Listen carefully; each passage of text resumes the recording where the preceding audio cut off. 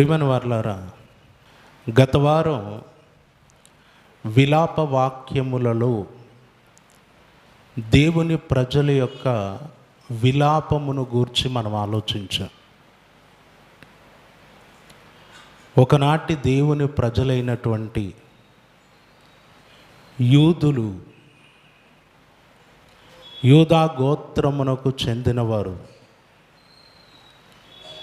సొలొమోను కుమారుడైన రెహబాము పరిపాలన కాలములో రాజ్యము 2 భాగాలుగా విభజించబడితే, ఆ విభజించబడినటువంటి ఆ 12 గోత్రములలో 2 గోత్రముల వారే యూదా రాజ్యమైతే, ఆ యూదా రాజ్యము యూదులైన వారు ఇర్మియా గారి కాలములో ఇర్మియా గారి ద్వారా దేవుడు చెప్పినటువంటి మాట ప్రకారం బబులోను చెరకు కొనిపోబడ్డారు. బబులోను చెరలోనికి వారిని బబులోను రాజు తీసుకెళ్ళిపోయాడు బానిసలుగా.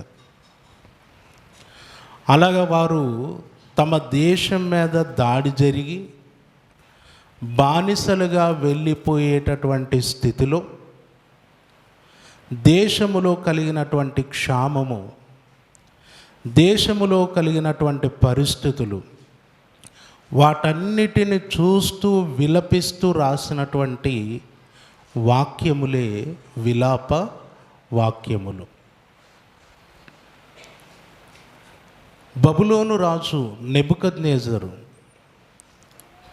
యూదుల మీద 3 దఫాలుగా దాడి చేశాడు. మొదటిసారి దాడి చేసి వారికి పన్నును విధించాడు. మీరు నాకు పన్ను కట్టాలి. రెండవసారి దాడి చేసి వారిని అప్పటికే పరిపాలిస్తున్నటువంటి యెహోయాకీను అనే వారిని తొలగించి వేరొకరిని రాజుగా నియమించాడు. తనకు అనుకూలమైన వాణ్ణి, తన మాట ప్రకారం నడుచుకునే వారిని రాజుగా నియమించటం అనేది జరిగింది. ఇక 3వసారి దాడి చేసినప్పుడు మొత్తం యెరూషలేము దేవాలయాన్ని తగలబెట్టి యూదులు నివాసముండు పట్టణాలను తగలబెట్టి పాడు చేసి అనేకులను బబులోను చెరలోనికి తీసుకెళ్ళిపోయాడు. మొదటిసారి దాడి చేసినప్పుడు పన్నును విధించాడు. రెండవసారి దాడి చేసినప్పుడు రాజును మార్చేశాడు. 3వసారి మొత్తాన్ని సర్దేసి బబులోనుకు తీసుకెళ్ళిపోయాడు. ఇలా 3 దఫాలుగా యూదుల మీద దాడులు జరిగినటువంటి ఆ సమయములో, ఆ పరిస్థితుల్లో రాయబడినవే విలాప వాక్యములు. ఇక ఇశ్రాయేలీయులకు, యూదులైనటువంటి వీరికి ఇంత భయంకరమైనటువంటి విలాపము వారి జీవితంలో కలగటానికి గల కారణం ఒకటే, దేవుడు వాగ్దానం చేసి ఇచ్చినటువంటి భూభాగములో వారు దేవుని మీద తిరుగుబాటు చేయటం, దేవుని ఆజ్ఞలు అతిక్రమించటం, ఆయా సమయాలలో విగ్రహాలను పూజించటం, ప్రతినిత్యం కంటికి రెప్పలా కాపాడుతున్నటువంటి దేవుణ్ణి విడిచిపెట్టటం, వారి జీవితంలో వారు భరించలేనంత దుఃఖములోనికి, ఆ భయంకరమైనటువంటి స్థితిలోనికి దిగజారిపోవటానికి కారణం వారు చేసినటువంటి పాపాలు. ఏం చేశారు, ఎలా చేశారు అన్నవి మాట్లాడుకుంటూ వెళితే మనకు సమయం సరిపోదు. వారి పతనం వెనకాల, వారి నాశనం వెనకాల వారికి ఏమండి జనభరితమైనటువంటి పట్టణం ఏకాకి అయి దుఃఖాక్రాంతం అవ్వటం వెనకాల వారి పాపాలే కారణం. అందులో ఎలాంటి అనుమానం లేదు. దేవుడు ఎప్పుడూ కూడా మనం గుర్తుపెట్టుకోవాలి, దేవుడు ఎప్పుడూ కూడా ఆయన క్యారెక్టర్ అనేది ఎప్పటికీ మారదు. ఆయన ఎప్పుడూ ఒకేలా ఉంటాడు, ఒకేలా ఉంటాడు. ఆయనలో ప్రేమ, ఆయనలో కరుణ, ఆయనలో ఉండేటటువంటి దయాగుణం, ఆయనలో ఒకవేళ మనిషి మీద తిరుగుబాటు మనిషి చేస్తే శిక్షించే ఆ గుణం, మరలా కరుణతో చేరదీయటం, ఈ లక్షణాలు ఎప్పటికీ మారవు. దేవుడు మారడు. దేవుని యొక్క క్యారెక్టర్ మారదు. కానీ ఇక్కడ మారిపోయేవాడు ఎవరు? మారిపోయేది ఎవరంటే మనుషులే, మనమే. దేవుడు ఎప్పుడు ఒకేలా ఉంటాడు, మనం మాత్రం ఎప్పుడు ఒకేలా ఉండం. ఈరోజు ఒకలా ఉన్నాం, రేపు ఇంకొకలా ఉంటాం, ఆ మరునాడు ఇంకొకలా ఉంటాం. ఈరోజు ఆదివారం దేవుని సన్నిధిలో ఉన్నాం, ఇక్కడ ఒకలా ఉంటాం, ఇక్కడ ఒకలా ఉంటాం, బయటికి వెళ్తే ఇంకోలా ఉంటాం. స్థలాన్ని బట్టి కూడా మన బుద్ధి ఏమవుతుంది, మనం ఉండే స్థలాన్ని బట్టి కూడా మారిపోతుంది. ఒక్కొక్కసారి మనం కలుసుకునే వ్యక్తులను బట్టి మారిపోతుంది. మనకు నచ్చిన వారు కలిసినప్పుడు ఒకలా ఉంటాం, మనకు నచ్చని వారు కలిసినప్పుడు ఇంకోలా ఉంటాం, వెంటనే మారిపోతాం. అందుకే ఒక్కొక్కసారి అనిపిస్తుంది మన ముందు ఊసరవెల్లి కూడా పనిచేయదు. ఊసరవెల్లి దాని లక్షణం ఏంటి? దాని లక్షణం ఏంటంటే రంగులు మార్చటం దాని లక్షణం. మీరు తెల్లగా ఉన్నటువంటి ఒక వైట్ పేపర్ మీద తీసుకొచ్చి దాన్ని నిలబెట్టారనుకోండి, దాని కలర్ ఎలా మార్చుకుంటుంది? వెంటనే తెల్లగా మార్చుకుంటుంది. నల్లగా ఉన్నటువంటి స్థలానికి తీసుకెళ్ళి అక్కడ పెట్టారనుకోండి, ఎలా మార్చుకుంటుంది? నల్లగా మార్చుకుంటుంది. ఎక్కడ ఏ కలర్ ఉంటే ఆ కలర్ దానిలో అది తెచ్చుకుంటుంది. ఇప్పుడు దాన్ని మించిన వారు ఎవరన్నమాట?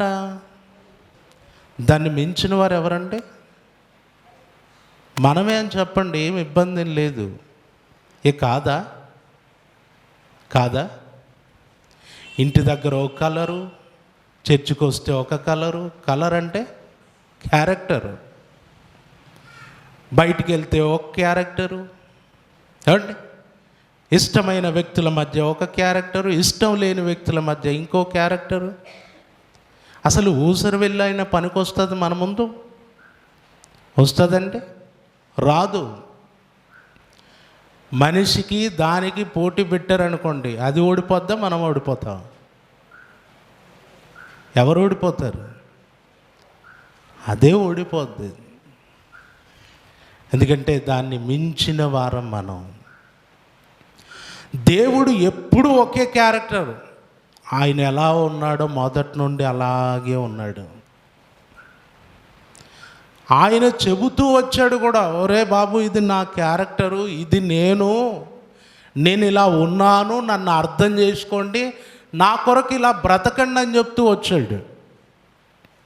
కానీ దేవుడు ఎంత ప్రేమించినా, ఎంత కృప చూపినా, ఎన్నిసార్లు కాచి కాపాడినా, వారి అవసరాలు ఎన్ని విధాలుగా తీర్చినా తిరుగుబాటు జరుగుతూనే వచ్చింది.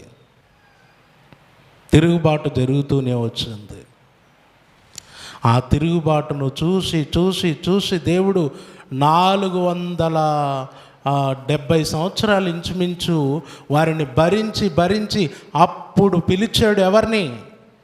నెబుకద్నెజర్ను పిలిచాడు. నీకు ఇస్తున్నాను అధికారం, ప్రపంచాన్ని ఏలేసే అన్నాడు. అప్పుడు యూదుల మీద దాడి జరిగింది.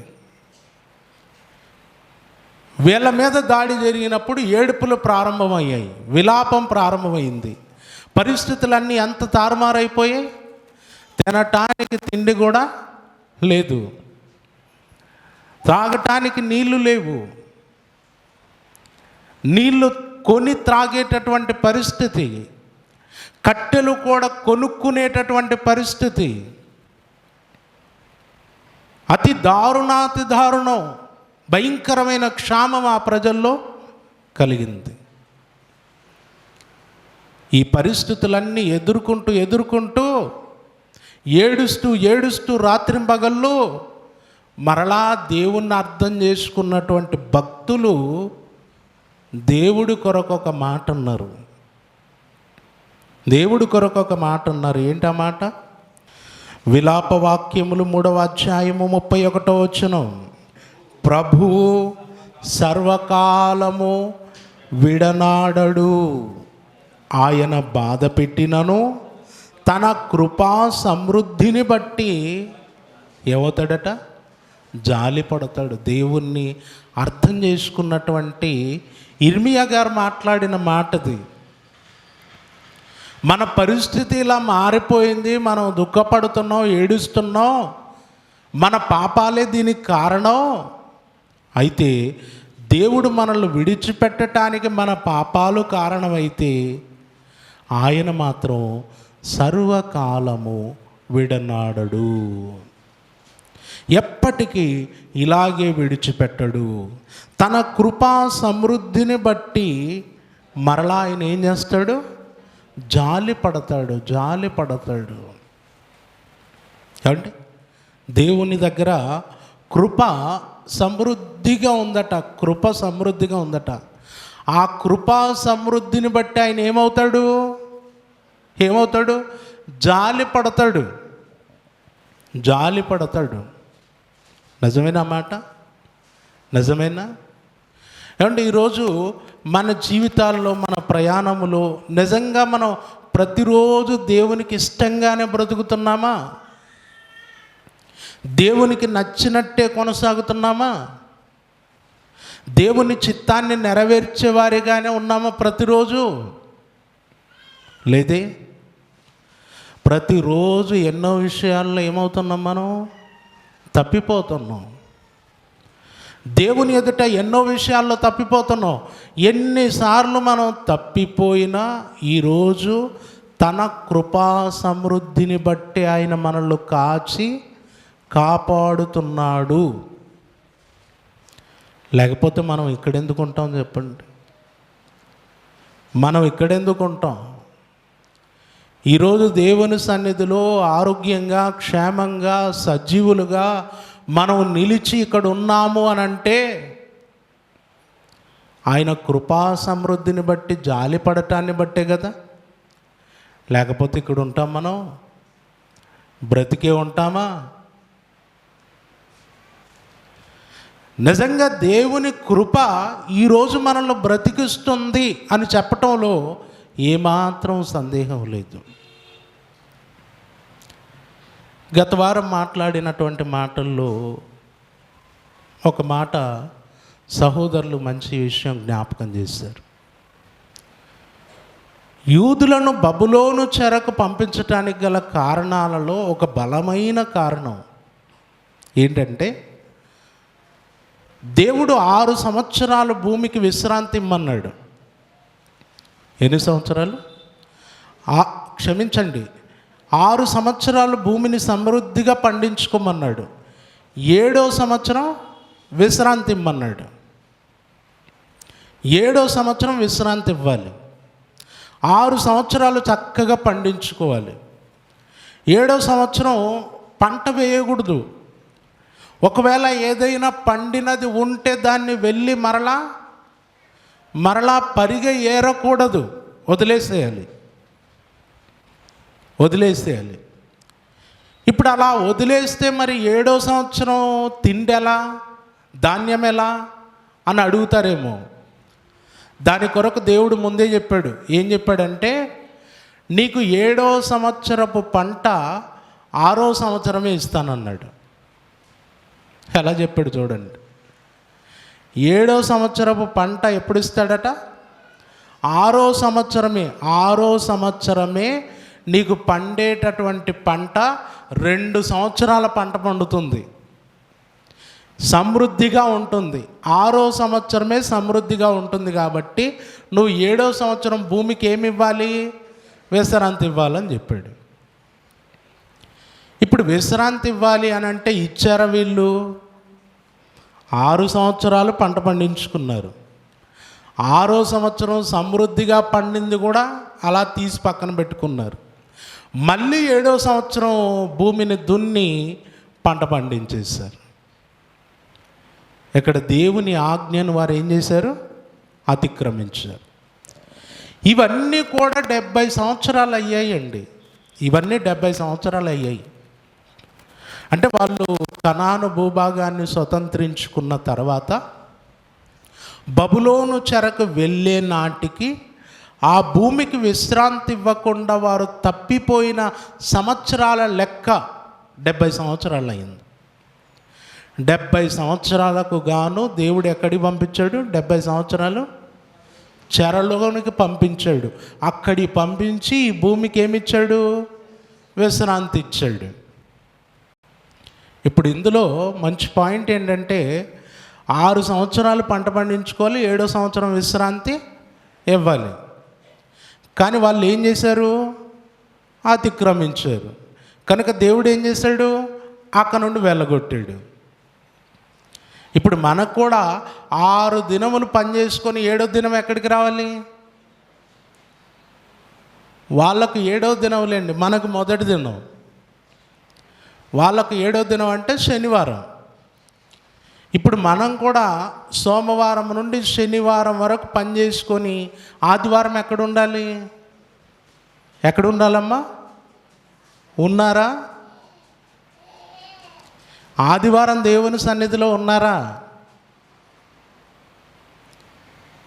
ఆదివారం దేవుని సన్నిధిలో ఎంతమంది కొనసాగుతున్నారు అని అంటే, ఒక వారం ఓకే, 2వ వారం ఓకే, ఖచ్చితంగా నెలలో ఏమంటే మనమే సెలవిస్తాం దేవుడికి, అవునా కదా? నెలలో ఒక వారమైనా ఏమైపోతుంది? ఇప్పుడు ఏమవుతుంది? తప్పు. ఇప్పుడు 6 దినములు నీ కొరకు పని చేసుకొని 7వ దినమున దేవునికి ఇవ్వాల్సిన దినం, దేవుడికి ఇవ్వాల్సిన సమయం నువ్వు దొంగిలిస్తే ఎలా సరిపోద్దా? ఇప్పుడు వీటన్నిటికి కూడా నిజంగా మనకు చెప్పాలి అంటే మనకేం పడాలి? ఏం పడాలి? శిక్ష పడాలా లేదా? ఇంతకు పడుతుందా శిక్ష? అప్పట్లాగా వెంటనే శిక్షలు కనుక ఉంటే ఒక్కరు కూడా బ్రతకటం సాధ్యం కాదు అసలు. అయినా కూడా దేవుడు మనల్ని ఏం వదిలిపెట్టలా. అప్పుడప్పుడు పడతా ఉన్నాయా లేదా? దెబ్బలు పడుతున్నాయా? మనమే గ్రహించాం. అది వారమంతా పనిచేస్తాం, ఒక్కరోజు వెళ్ళి డాక్టర్ దగ్గర పెట్టొస్తాం. మొత్తం ఊడ్చి ఎక్కడ పెట్టాలి? ఆ బిల్లు ఎందుకు పడిందో ఎవరికి అర్థం కాదు. ఏమో అర్థమైంది ఎప్పుడన్నా? సడన్గా ఆ బిల్లు ఎందుకు పడింది? ఎవరు వేశారు ఆ బిల్లు? డాక్టర్ వేసాడా? డాక్టర్ వేసాడండి? కాదు. దేవుని సన్నిధికి రావాల్సిన నీవు నీ సొంత కార్యక్రమాల కొరకు నువ్వు వెళ్ళిపోతే, దేవుని సన్నిధిలో గడపవలసిన ఆ కొంత సమయాన్ని కూడా నువ్వు దొంగిలిస్తే దేవుడు ఎలా ఊరుకుంటాడు?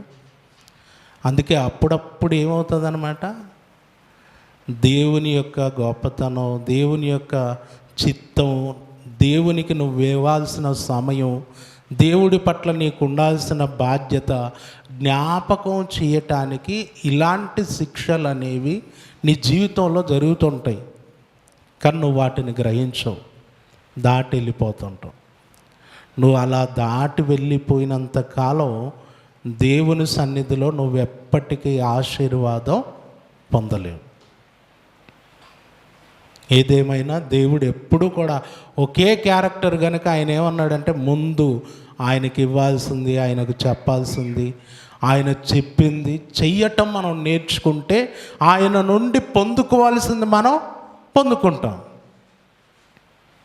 మొదట తప్పిపోయేవారం మనమే, తర్వాత దానికి ప్రతిఫలం వచ్చిన తర్వాత అనుభవించలేక మరలా దేవుడా అని మొరపెట్టేవారం మనమే. కనుక దేవుడు నిజంగానండి ఒక విషయంలో చెప్పాలి అంటే తన కృపా సమృద్ధిని బట్టి జాలి పడుతున్నాడు, కరుణిస్తున్నాడు. ఆయన కరుణను, ఆయన కృపను మనం వ్యర్థం చేసుకోకూడదు. తిరుగుబాటు మానుకోవాలి. దేవుని సన్నిధిలో దేవుడికి ఇవ్వాల్సిన సమయం ఇవ్వాలి. దేవుని కొరకు బ్రతకాల్సింది బ్రతకాలి. ఓకే, ఇప్పుడు దేవుడు తన ప్రజలైనటువంటి యూదుల పట్ల ఏం చేస్తాడట? ఇర్మియా గారు ఏం రాశారు? ప్రభు సర్వకాలము విడనాడడు. తన కృపా సమృద్ధిని బట్టి ఆయన ఏం చేస్తాడు? బాధ పెట్టినను మళ్ళీ ఏం చేస్తాడట? జాలి పడతాడు అని చెప్పాడు. ఇప్పుడు మరలా జాలి పడ్డాడు దేవుడు. వీరి మీద జాలి పడ్డాడా? వీరి మీద కృప చూపాడా? కరుణించాడు. ఏమంటే 70 సంవత్సరాలు బబులోను చెరలో ఉన్నారు కదా. బబులోను రాజు వచ్చాడు, చెరలోకి తీసుకెళ్ళాడు. 70 సంవత్సరాలు అక్కడ ఉన్నారు. ఓకే, 70 సంవత్సరాల తర్వాత దేవుడు చేసింది ఏంటి? మళ్ళీ దేవుడు చేసింది ఏంటి? తన ప్రజల మీద జాలి గనక, వారి మీద తన కృప చూపాలి గనక ఆయన ఏం చేశాడు అనంటే, ఆ రోజు బబులోను రాజుకు అధికారం ఇచ్చినటువంటి ఆయన బబులోను రాజును తొలగించి కోరేషును నియమించాడు. కోరేషును సింహాసనం మీదకి తీసుకొచ్చాడు. ఏమండి, నెబుకద్నెజరు ఒక కల కంటాడు. ఆ కలలో 4 ఒక విగ్రహంలో 4 రకాలైన లోహాలు కనబడతాయి.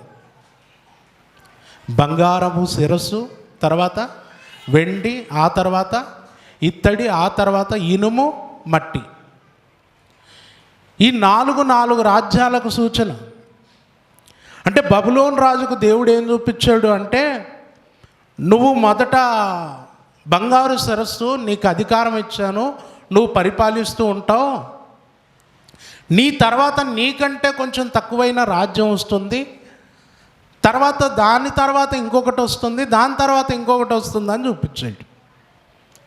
అయితే బబులోను రాజుకు దేవుడు స్పష్టంగా ఏం చెప్పాడు అనంటే, నిన్ను తొలగించి వేరొక రాజును నియమిస్తాను అని చెప్పాడు.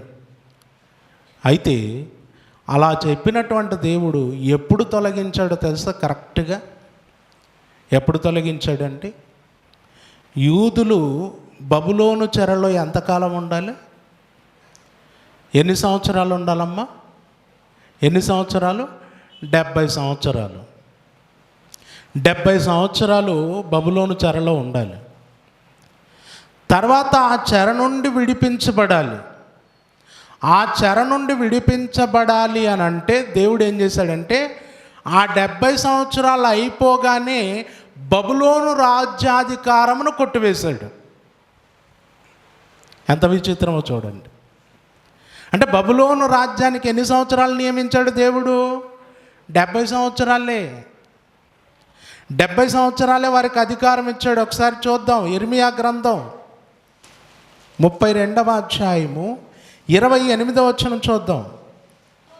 కావున యెహోవా ఈ మాట సెలవిచ్చుచున్నాడు, ఇదిగో నేను ఈ పట్టణమును కల్దీల చేతికిని బబులోను రాజైన నెబుకద్నెజరు చేతికిని అప్పగింపబోచున్నాను. అతడు దాన్ని పట్టుకొనగా ఈ పట్టణము మీద యుద్ధము చేయు కల్దీయులు వచ్చి ఈ పట్టణమునకు అగ్ని ముట్టించి ఏ మిద్దెల మీద జనులు బయలునకు ధూపార్పణము చేసి అన్ని దేవతలను ప్రాణార్పణలను అర్పించి నాకు కోపం పుట్టించురో ఆ మిద్దెలన్నిటినీ కూడా కాల్చివేసేదను అన్నాడండి. ఇక్కడ బబులోను రాజు వస్తాడు, బబులోను రాజు వచ్చి దీన్ని నాశనం చేస్తాడు, యెరూషలేం మీద దాడి చేస్తాడు అని చెప్పాడు. చెప్పిన తర్వాత 25వ అధ్యాయంలో ఏం చెప్పాడు చూడండి. ఇర్మియా గ్రంథం 25వ అధ్యాయము 11వ వచనం. ఈ దేశమంతయు పాడుగాను నిర్జనముగాను ఉండును. ఈ జనులు 70 సంవత్సరములు బబులోను రాజునకు దాసులుగా ఉందురు. యెహోవాకు ఇదే 70 సంవత్సరములు గడిచిన తరువాత వారి దోషమును బట్టి నేను బబులోను రాజును ఆ జనుల కల్దీయుల దేశమును శిక్షింతును అంటున్నాడు చూడండి. ఇక్కడ మీరు బాగా అర్థం చేసుకోవాలమ్మా. ఫస్ట్ ఎవరిని శిక్షించాలనుకున్నాడు దేవుడు? తన ప్రజలైన యూదులను శిక్షించాలనుకున్నాడు. వీరికి శిక్ష ఏంటి? బబులోను చెరకు వీరిని పంపించటం, 70 సంవత్సరాలు పంపించటం. వీరికి శిక్ష ఎవరికి? యూదులకు. 70 సంవత్సరాలు చెరలోకి వెళ్తారు. ఇప్పుడు 70 సంవత్సరాలు కంప్లీట్ అయిన తర్వాత శిక్ష ఎవరికట? 70 సంవత్సరాలు కంప్లీట్ అయిన తర్వాత శిక్ష ఎవరికి? బబులోనీలకు. అర్థమైంది ఈ మాట? అసలు వాళ్ళకెందుకు శిక్ష? ఇప్పుడు వీళ్ళని శిక్షించి అక్కడికి పంపించాడు, మళ్ళీ వాళ్ళకేంటి శిక్ష? వాళ్ళకేంటి అంటే దేవుడు ఇక్కడ తన ప్రజలైనటువంటి వారికి శిక్ష విధించటానికి మొదట బబులోను రాజును దేవుడు వాడుకున్నాడు. నెక్స్ట్ వాడి టైం అయిపోయింది. వాడి పాపాలను బట్టి ఏం చేస్తున్నాడు దేవుడు? వానికి శిక్ష విధిస్తున్నాడు. బబులోను రాజ్యమునకు శిక్ష విధిస్తున్నాడు. మీరు చూడండి, దేవుడు ఇశ్రాయేలీయుల ఐగుప్తులో ఉన్నప్పుడు ఆయన ఏం చెప్పాడంటే, నేను ఫరో వలన నన్ను నేను మహిమపరుచుకుంటాను అన్నాడు. అలా అన్న దేవుడు ఏం చేశాడు? ఫరోను దేవుడు పదే పదే కఠినపరుస్తూ వచ్చాడు. తర్వాత కంప్లీట్గా ఎక్కడ ముంచేశాడు దేవుడు? ఎర్ర సముద్రంలో.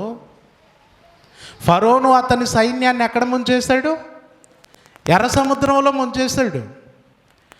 ఎర్ర సముద్రంలో కంప్లీట్గా నాశనం అయిపోయారు. అంటే తన ప్రజలైన వారిని దేవుడు శిక్షించడానికి అన్యజనులైన వారిని, రాజులను దేవుడు వాడుకున్నాడు.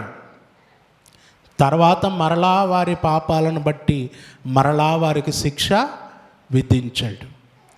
ఇప్పుడు 70 సంవత్సరాలు యూదులను శిక్షించటానికి బబులోను రాజ్యాన్ని వాడుకున్నాడు. 70 సంవత్సరాల తర్వాత బబులోనుకు శిక్ష విధించి నెబుకద్నెజరును తొలగించి కోరేషు రాజును దేవుడు నియమించాడు. కోరేషును నియమించిన తర్వాత ఇప్పుడు 70 సంవత్సరాలు అయిపోయాయి కదా. 70 సంవత్సరాలు అయిపోయిన తర్వాత ఇక జాలి పడాలి కదా.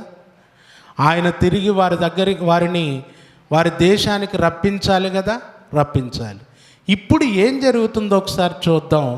నెహెమ్యా గ్రంథం 1వ అధ్యాయము 1వ వచనం నుండి. అకల్య కుమారుడైన నెహెమ్యా యొక్క చర్యలు. 20వ సంవత్సరములో కిస్లేవు మాసమున నేను షూషను కోటలో ఉండగా నా సహోదరులలో అనానీయును ఒకడును యూదులలో కొందరును వచ్చి చెరపట్టబడిన శేషములో తప్పించుకొనిన యూదులను గూర్చి యెరూషలేమును గూర్చి నేను వారిని అడగా, వారు చెరపట్టబడిన వారిలో శేషించిన వారు ఆ దేశములో బహుగా శ్రమను నిందను పొందుచున్నారు. మరియు యెరూషలేము యొక్క ప్రాకారము పడదోయబడినది, దాని గుమ్మములను అగ్నిచేత కాల్చబడినవని నాతో చెప్పిరి. ఏమంటే ఇక్కడ నెహెమ్యా గారు షూషను కోటలో ఉన్నారు. కోరేషు రాజు దగ్గర ఉన్నాడు. అతను ద్రాక్షారసపు గిన్నెను అందించటానికి అక్కడ ఉన్నాడు. అయితే ఒకానొక సందర్భంలో తన దగ్గరికి కొంతమంది సహోదరులు, యూదులలోని సహోదరులు, చెరపట్టబడిన వారిలో కొందరు వచ్చారట. వస్తే వారిని అడిగాడట, ఎలా ఉన్నారు మన వాళ్ళు, మన దేశం ఎలా ఉంది అని అడిగాడట. అడిగితే వాళ్ళు నెహెమ్యాతో స్పష్టంగా చెప్పారట, మన ప్రజల పరిస్థితి ఏమీ బాగలేదు, దుఃఖంలో మునిగిపోయారు, నలిగిపోతున్నారు. అలాగే యెరూషలేం పట్టణం ముట్టడి వేయబడి అగ్ని చేత కాల్చివేయబడింది, పట్టణ ప్రాకారం పాడైపోయింది. ఇవన్నీ చెప్పారు. చెప్పినప్పుడు నెహెమ్యా ఏం చేశాడు? ఈ మాటలు వినినప్పుడు నేను కూర్చుండి ఏడ్చి కొన్ని దినములు దుఃఖముతో ఉపవాసం ఉండి ఆకాశమందలి దేవుని ఎదుట విజ్ఞాపనము చేసేదని. యెరూషలేము గురించి, యూదుల గురించి, వారి స్థితిగతులను గురించి తెలుసుకోగానే నెహెమ్యా చేసిన పనేంటి? ఏడ్చాడు, దేవుని సన్నిధిలో కూర్చున్నాడు, ఉపవాసం ఉన్నాడు. ఉపవాసం ఉండి ఏం చేశాడట? దేవుని సన్నిధిలో విజ్ఞాపనము చేశాడట. విజ్ఞాపనం. ఎందుకంటే ఇప్పుడు దేవుడు కరుణిస్తే తప్ప వారు బాగుపడేటటువంటి పరిస్థితి లేదు. దేవుడు తన కృప చూపితే తప్ప వారికి క్షేమం కలగదు, తిరిగి మరలా మొదటి స్థితికి రాలేరు. కనుక ఈ సంగతిని ఎరిగినటువంటి భక్తుడైన నెహెమ్యా దేవుని సన్నిధిలో విజ్ఞాపన చేయటం ప్రారంభించాడు. ప్రియులారా, మన జీవితాల్లో కూడా ఎప్పుడైనా మనం గుర్తుపెట్టుకోవాల్సింది ఏంటంటే, మనం పడిపోయినప్పుడు మనం మన ఆర్థిక స్థితి కానీ, మన ఆరోగ్యపరమైన స్థితి కానీ, ఏదైనా కానీ మనం పడిపోయినప్పుడు మన జీవితాల్లో మనం మొట్టమొదటిగా చేయవలసింది ఏంటంటే దేవుని సన్నిధిలో విజ్ఞాపనము. దేవుణ్ణి అడగటం, దేవుణ్ణి వేడుకోవటం. కొంతమంది పరిస్థితి ఎలా ఉంటుందంటే ఒక్కసారిగా వాళ్ళ స్థితిగతులు మారిపోయాయి, ఇబ్బంది కలిగింది, వెంటనే దేవుని మీద తిరుగుబాటు స్టార్ట్ చేస్తారు. మాట్లాడతారా? దేవుని మీద లేనిపోని మాటలన్నీ మాట్లాడతారా లేదా? అండ్ బైబిల్లో ఉన్నటువంటి భక్తులు ఎవరైనా చూడండి, వారి జీవితాల్లో కష్టం వచ్చినప్పుడు, శ్రమ వచ్చినప్పుడు, బాధ కలిగినప్పుడు ముందు వారి లోపాలేంటో, వారి పాపాలేంటో, వారి తప్పులేంటో, ఎక్కడ పడిపోయారో, ఎక్కడ తప్పిపోయారో తెలుసుకునే ప్రయత్నం చేశారు. దేవుని సన్నిధిలో పశ్చాత్తాపడ్డారు, మరలా దేవుని నుండి సహాయం కోరుకున్నారు. ఈరోజు మన జీవితాల్లో కూడా అదే జరగాల్సింది. దేవుడు ఇవ్వట్లేదు, దేవుడు చేయట్లేదు, దేవుడు మా స్థితిగతులు మార్చట్లేదు, దేవుడు మమ్మల్ని పట్టించుకోవట్లేదు కాదు. దేవుడు ఎప్పటికైనా కృప చూపువాడే. దేవుడు ఎప్పటికైనా మరలా మన చేయి పట్టుకొని మనలో నడిపించువాడే. ఆయన మనలో శాశ్వత కాలం విడనాడువాడు కానే కాదు.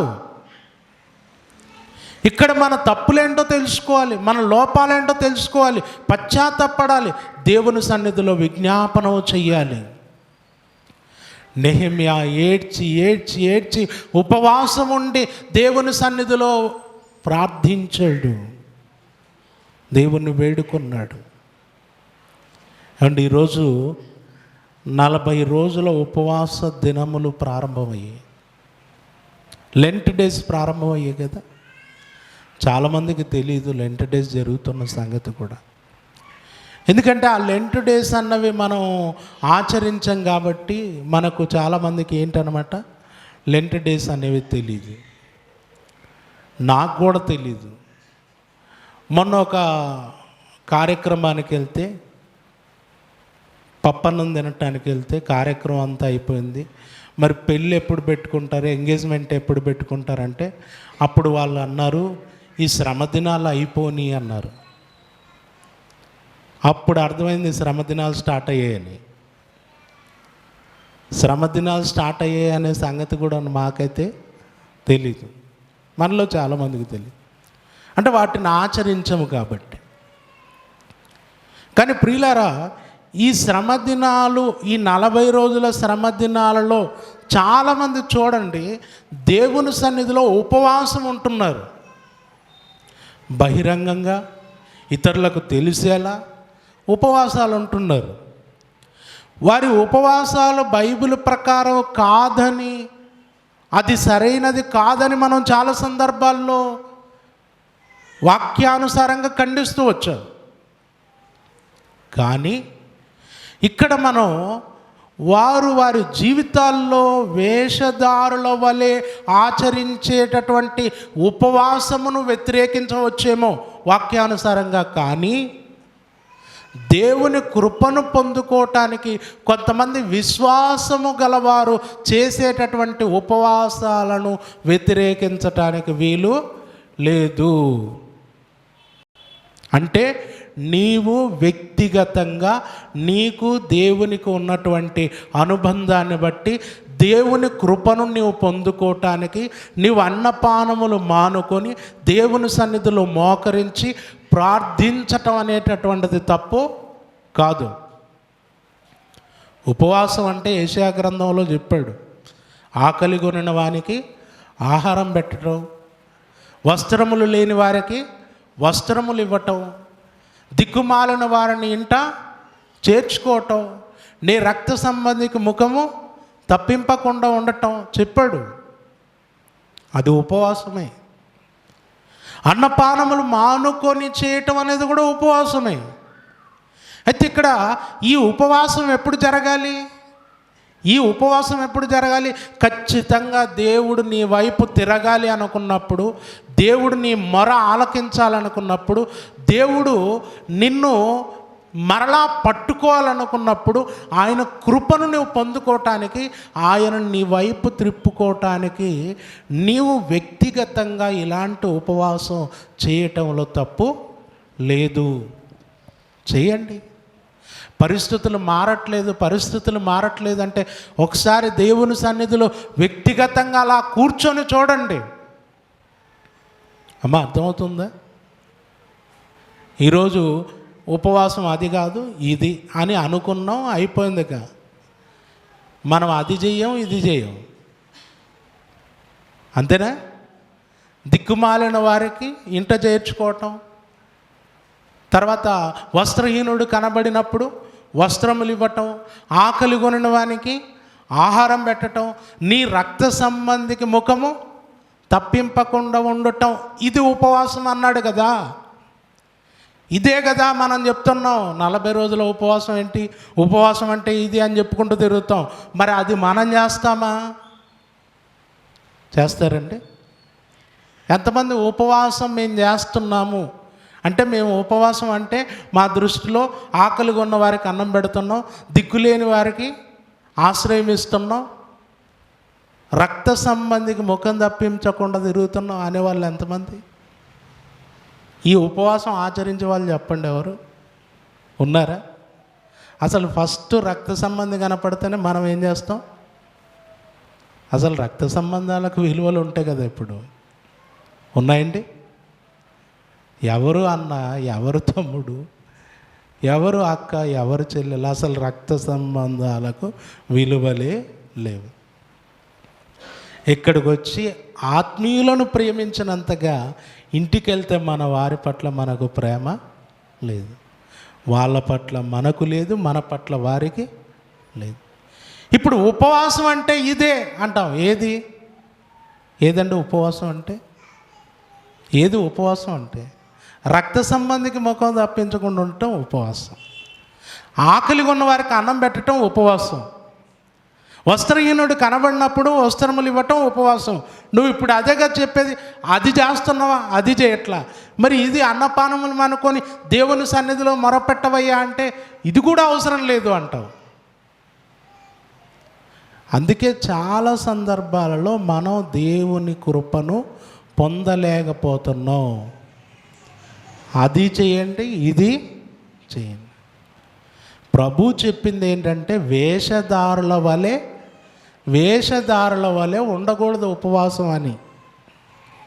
ఇక్కడికి వచ్చి బాగా అలసిపోయినట్టుగా అండ్ మన ముందు కూర్చొని ఏమ్మా అలా ఉన్నావు అనగానే ఈరోజు తెల్లదా నీకు ఉపవాసం ఉన్నావు అని అనటం కరెక్టు. అది వద్దన్నాడు. అది వద్దనేసరికి మొత్తం ఎత్తిపడేసాం మనం, అంతే కదా. ఎవరికి చెప్పొద్దండి అన్నాడు ప్రభు. ఏం చేశారట అందరూ? ఎవరికి చెప్పొద్దండి అంటే కుష్ఠరోగి స్వస్థత పొందినవాడు ఏం చేశాడు? కన్నులు తెరవబడిన వాడు ఏం చేశాడు? ఎవరితోనూ ఎక్కడా చెప్పకు సుమి అని ఖండితముగా ఆజ్ఞాపిస్తే కూడా ఏం చేశారట? అది. ఇప్పుడేమో ఇది చెయ్యండి, ఇలా చేయకండి అంటే అదే చేయట్లా. ఎంత రివర్సో చూడండి. దేవుని సన్నిధిలో దేవుని కృపను పొందుకోవటానికి మనం వ్యక్తిగతంగా ఉపవాసం ఉండవచ్చు. మీరు మీ పరిస్థితులు మారట్లేదు, దేవుడు దయదలవట్లేదు, దేవుడు మమ్మల్ని పట్టుకోవట్లేదని మీకు అనిపిస్తే మీరు చేయాల్సిన పని ఏంటమ్మా?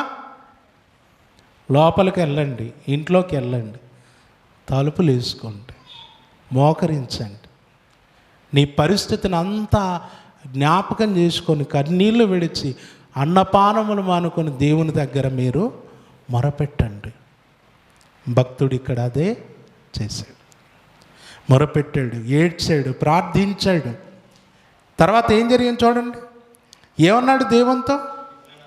5వ వచనం, ఎట్లనగా ఆకాశమందున్న దేవా యెహోవా, భయంకరుడమైన గొప్ప దేవా, నిన్ను ప్రేమించి నీ ఆజ్ఞలను అనుసరించి నడుచు వారిని కటాక్షించి వారితో నిబంధనను స్థిరపరచువాడా, నీ చెవియొగ్గి నీ నేత్రములు తెరిచి నీ సన్నిధిని దివారాత్రము నీ దాసులైన ఇశ్రాయేలుల పక్షముగా నేను చేయు ప్రార్థన అంగీకరించుము. నీకు విరోధముగా పాపం చేసిన ఇశ్రాయేలు కుమారుల దోషమును నేను ఒప్పుకొనుచున్నాను. నేనును నా తండ్రి ఇంటి వారును పాపము చేసి ఉన్నాము, నీ ఎదుట బహు అసహ్యముగా ప్రవర్తించితిమి. దేవుణ్ణి తన వైపు త్రిప్పుకోవటానికి, దేవుని కృపను పొందుకోవటానికి ఏమండి మోకరించటం, కన్నీళ్లు విడవటం, విజ్ఞాపన చేయటం. ఆ విజ్ఞాపనలో మొట్టమొదటిగా మన తప్పులు ఏమైనా ఉంటే దేవుని సన్నిధిలో ఒప్పుకోవాలి. ఫస్ట్ చేయాల్సిన పని ఏంటి? దేవా, నీవు నీ కృప ఎంతో గొప్పది, నీవు కనికరపడువాడు, ప్రేమ కలిగిన వాడు, దయ కలిగిన వాడు, దేవుడి గురించి చెప్పాలి. నెక్స్ట్ ఏం చేయాలంటే మన పాపాలు ఒప్పుకోవాలి. తర్వాత దేవుడి నుండి మనకేం కావాలో చెప్పాలి. దేవుని దగ్గర విజ్ఞాపన చేసే విధానం ఇది. దేవుని దగ్గర పొందుకోవటానికి మనం ఎలా ఆయన దగ్గర విజ్ఞాపన చేయాలో ఇది మన మైండ్లో ఉండాలి. అండ్ ఇలా ఈ క్రమ పద్ధతిలో దేవుడి దగ్గర మొరపెట్టినప్పుడు ప్రతిఫలాన్ని మనం చూస్తాం. ఆయన ముందు రోజు ఇదంతా ప్రార్థించాడు, చేశాడు, దేవుని సన్నిధిలో మొరపెట్టాడు, అయిపోయిన తర్వాత మరుసటి రోజు ఏం జరిగిందో చూడండి ఒకసారి. 2వ అధ్యాయం 1వ వచనం, అటు తర్వాత అర్తహషస్త రాజు ఏలుబడి కాలమున 20వ సంవత్సరములో నీసాను మాసమందు రాజు ద్రాక్షరసము త్రాగవలనని చూచుచుండగా నేను ద్రాక్షారసము తీసుకొని రాజునకు అందించి తిని, అంతకు పూర్వము నేనెన్నడూను అతని ఎదుట విచారముగా ఉండలేదు. కాగా రాజు, నీకు వ్యాధి లేదు కదా, నీ ముఖము విచారముగా ఉన్నదేమి? నీ హృదయ దుఃఖము చేతనే అది కలిగినదని నాతో అనగా నేను మిగులు భయపడి రాజు చిరంజీవి అగునుగాక. ఏమండి, ద్రాక్షారసం అందించటానికి ఉన్నాడు. అర్తహషస్త అనే రాజు ఎదుట ద్రాక్షారసం అందించే సమయంలో రాజు అలా ముఖం చూశాడట. ముఖం ఎలా ఉందట? విచారంగా ఉందట. లోపల ఏదో బాధ ఉంది. లోపల దుఃఖం ఉంటే ఎక్కడ కనపడుతుందండి? హృదయంలో దుఃఖం ఉంటే ఎక్కడ కనపడుతుంది? ముఖం మీద కనపడుతుంది. లోపల ఆనందం ఉందనుకోండి, అది కూడా ఎక్కడ కనపడుతుంది? తల మీద. ఎక్కడ కనపడుతుంది? అది కూడా ముఖంలోనే. ఇప్పుడు మీ మొహాన్ని బట్టే చెప్పొచ్చు, మీరు బాధలో ఉన్నారా, సంతోషంగా ఉన్నారా చెప్పొచ్చా? అది చెప్పొచ్చు. ఇంకొకటి కూడా చెప్పొచ్చు, ఇప్పుడు మీరు వింటున్నారా, మీరు వినటం లేదా, చెప్పేది మీకు అర్థమవుతుందా, అర్థం కావట్లేదా అనేది కూడా అర్థమైంది. ఏమండి? కొంతమంది చూడండి అలా నిద్రలోకి వెళ్ళిపోతున్నారు అంటే అర్థం ఏంటి? ఎక్కుతుందనే ఎక్కట్లేదనా? సబ్జెక్ట్ అర్థమవుతుందనా అర్థం కావట్లేదనా? అర్థం కావట్లేదని. అందుకే కొన్ని సందర్భాల్లో మళ్ళీ మీకు అర్థం అయ్యేటట్టుగా జనరల్గా తీసుకొస్తాం. అయినా కొంతమంది నీ కథ నీదే, మా కథ అంటే నువ్వు చెప్పేది చెప్పు, మేము ఇంకా మా పని మాదే, మేము పడుకుంటాం అంటారనమాట. ఇంకా వాళ్ళని మనం ఎన్ని విధాలుగా చెప్పినా లేపలేము, సబ్జెక్టు వినేలా చేయలేము, లైన్లోకి తీసుకొని రాలేము. మనం ఇక్కడ అరిసి అరిసి అరిసి ఆమెననాలే తప్ప వారు కథలు. ఓకే, ఇప్పుడు ఏదైనా విచారం ఎక్కడ కనపడుతుంది? మొగం మీద. రాజు చూశాడట, ఏంటి రోజున్నట్టుగా లేవు, ఏదో దుఃఖం ఉంది, ఏంటి బాధ అని అడిగాడట. అడగగానే ఏం చెప్పాడు? నేను మిగులు భయపడి రాజు చిరంజీవి అగునుగాక అని అంటూ, నా పితరుల సమాధులుండు పట్టణము పాడైపోయి దాని గుమ్మములను అగ్నిచేత కాల్చబడి ఉండగా నాకు దుఃఖముఖము లేకపోవునా అని రాజుతో అంటిని. రాజా, నా పితరుల సమాధులుండు పట్టణం పాడైపోయింది, నా దేవుని మందిరం తగలబెట్టబడింది, అక్కడ నా దేశం అలా ఉంటే నేను ఇక్కడ ఎలా సంతోషంగా ఉంటాను? నాలో దుఃఖం ఉండదా అని రాజుగారిని ప్రశ్నించి తర్వాత అన్నాడట. ఏమన్నాడు? ఏమి అన్నాడట. అన్న తర్వాత రాజు అడిగాడట. అప్పుడు రాజు, ఏమి కావలసి నీవు మనవి చేయుచున్నావని నన్ను అడగగా, నేను ఆకాశమందలి దేవునికి ప్రార్థన చేసి రాజుతో, నీ సముఖమందు నేను దయ పొందిన ఎడల నా పితరుల సమాధులుండు పట్టణమును తిరిగి కట్టినట్లుగా నన్ను యూదా దేశమునకు పంపుడని వేడుకొనుచున్నానని నేను మనవి చేసి తిని. అందుకు రాజు రాణి తన యొద్ద కూర్చుని ఉండగా, నీ ప్రయాణము ఎన్ని దినములు పట్టును, నీవు ఎప్పుడు తిరిగి వచ్చేదవని అడిగాను. నేను ఇంతకాలమని చెప్పినప్పుడు రాజు నన్ను పంపుటకు చిత్తము గలవాడాయను. ఏమండి? ఏం చేశాడట రాజు? నీకేం కావాలో అడుగు, ఏం అడగాలనుకున్నావు అడుగు అంటే, నా దేవుని పట్టణాన్ని, నా ప్రజల పట్టణాన్ని నేను తిరిగి వెళ్ళి కట్టాలనుకుంటున్నాను, అక్కడికి వెళ్ళాలనుకుంటున్నాను అంటే నీకు ఎంతకాలం పడుతుంది సమయం అని అడిగాడట. చెప్పాడు.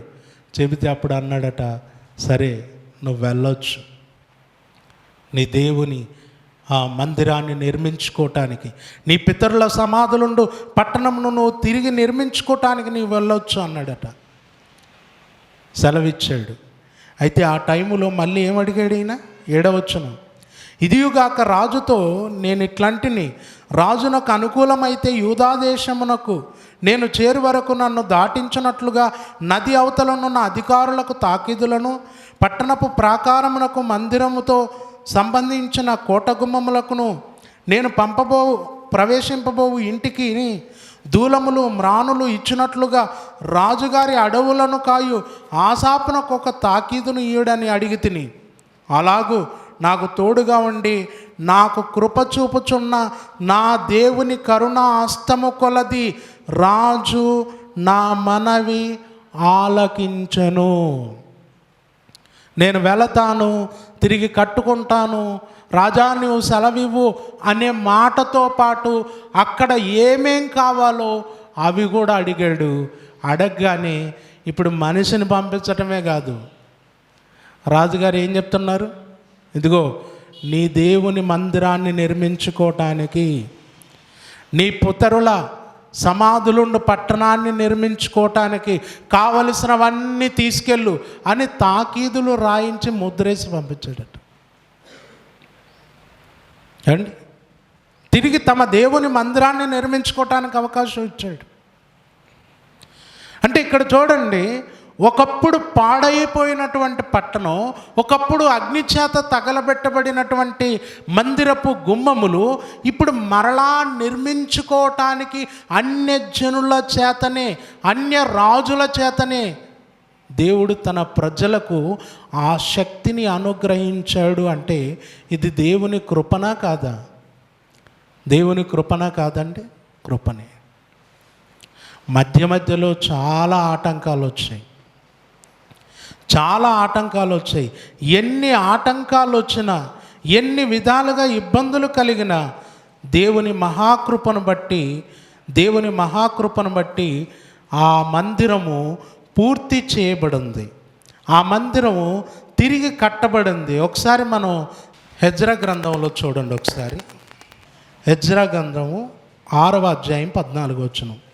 యూదుల పెద్దలు కట్టించుచు ప్రవక్త అయిన అగ్గయ్యు, ఇద్దో కుమారుడైన జకర్యాయు హెచ్చరించుచున్నందున పనిని బాగుగా జరిపిరి. ఈ ప్రకారము ఇశ్రాయేలుల దేవుని ఆజ్ఞను అనుసరించి వారు కట్టించుచు కోరేషు, దర్యావేషు, అర్తహశస్త అను పారసిక దేశపు రాజుల ఆజ్ఞ చొప్పున ఆ పని సమాప్తి చేసిరి. రాజైన దర్యావేషు ఏలుబడియందు 6వ సంవత్సరం ఆదారు నెల 3వ నాటికి మందిరము సమాప్తి చేయబడింది. ఏమండి, 2వ మందిరం ఇది, పాడైపోయిన మందిరం. కోరేషు, అర్తహశస్త, దర్యావేషు అనే మాదియ పారసిక రాజుల పరిపాలన కాలములో పూర్తి చేయబడింది.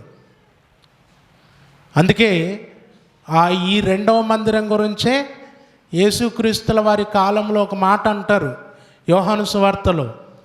ఆయన దేవాలయాన్ని చూపించేమంటాడు, అక్కడ ఉండి ఆయన ఏమంటాడు, ఈ దేవాలయాన్ని పడగొట్టండి, 3 రోజుల్లో దాన్ని తిరిగి లేపుతాను అంటాడు. అప్పుడు వాళ్ళు ఏమన్నారు, ఈ దేవాలయము ఎన్ని సంవత్సరాలట? 46 సంవత్సరములు కట్టిరే, నీవు 3 దినములలో దానిని లేపుదువా అంటారు. ఎన్ని సంవత్సరాలు? 46 సంవత్సరాలు కట్టబడింది 2వ మందిరం. మొదటిసారి కట్టింది సొలొమోను 7 సంవత్సరాల్లో కట్టించాడు. బబులోను రాజు పడగొట్టబడింది, తిరిగి కట్టబడింది. అయితే ఇది మధ్యలో చాలామంది ఆటంకాలు ఏర్పాటు చేస్తారు. చాలాసార్లు అడ్డగించారు, పని జరగకుండా. శత్రువుల మధ్యన పని జరిగింది, ప్రాణభయంతో పనిచేశారు. అలా ఆగుతూ పని జరుగుతూ ఇలా 46 సంవత్సరాలు కట్టబడింది.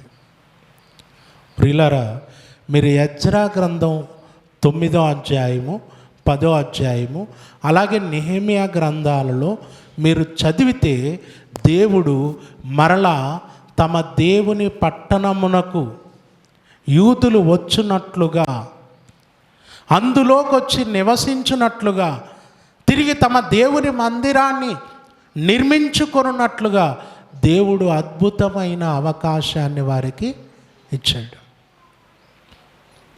తన కృపా సమృద్ధిని బట్టి ఆయన ఏం చేశాడు? వారి మీద జాలిపడ్డాడు. ఎక్కడి నుండి అయితే వెళ్ళగొట్టాడో తిరిగి మరలా అక్కడికే తీసుకొచ్చాడు.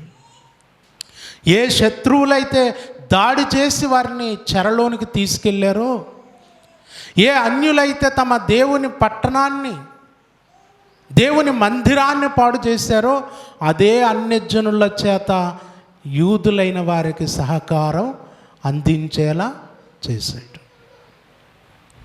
అందుకే గాయము చేయవాడను నేనే, గాయమును కట్టువాడను నేనే అన్నాడు.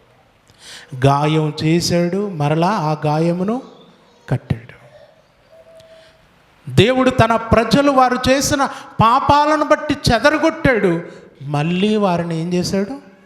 సమకూర్చాడు, నిలబెట్టాడు, ఆశీర్వదించాడు. అసలు ఇప్పుడు క్రొత్త నిబంధనలోనికి వస్తే, క్రొత్త నిబంధనలో వారిని అక్షయమైన రాజ్యముగా, సంఘముగా కట్టేశాడు. ఈరోజు మనం ఉన్న ఇల్లు ఎవరిల్లు అంటే ఏ ఇల్లు అది? ఏ ఇల్లు?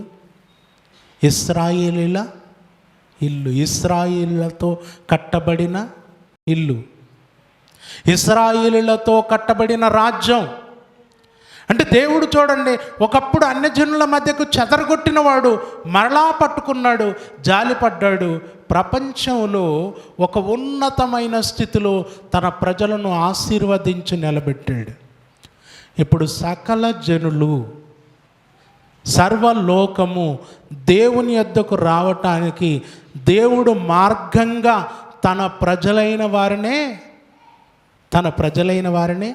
ప్రపంచం ముందు పెట్టాడు.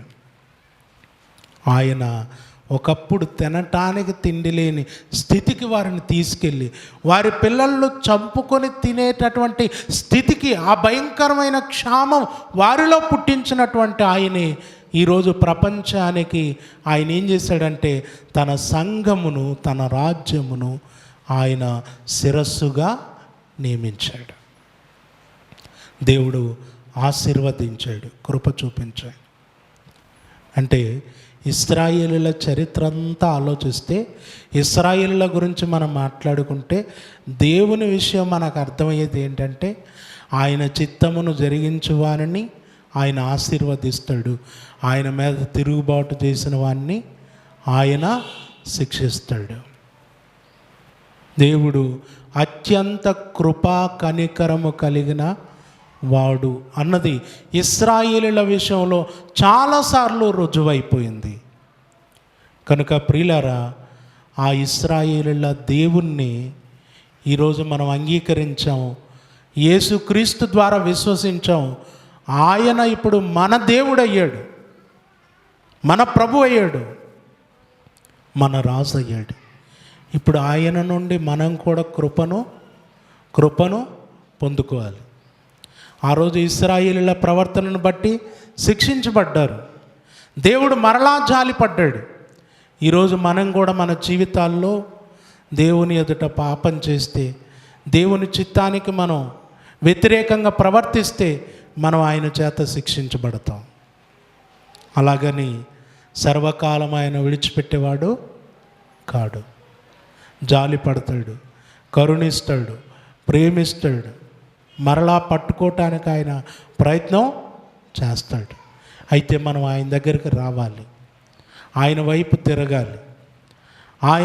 ఆయన మనల్ని పట్టుకునేలా మనము ఆయనను మొరపెట్టే వారంగా, ఆయన సన్నిధిలో విజ్ఞాపన చేసే వారంగా, భక్తులు నెహెమ్యా, ఎజ్రా, హగ్గై, దానియేలు ఇలాంటి భక్తులు ఆ రోజు దేవుని కృపను పొందుకోవటానికి ఏం చేశారో ఈరోజు మన జీవితాల్లో కూడా అలా దేవుని వైపు తిరిగి దేవుణ్ణి ఆకర్షించేలా మనం బ్రతకాలి. ఖచ్చితంగా మన దేవుడు మనల్ని విడనాడేవాడు కాడు.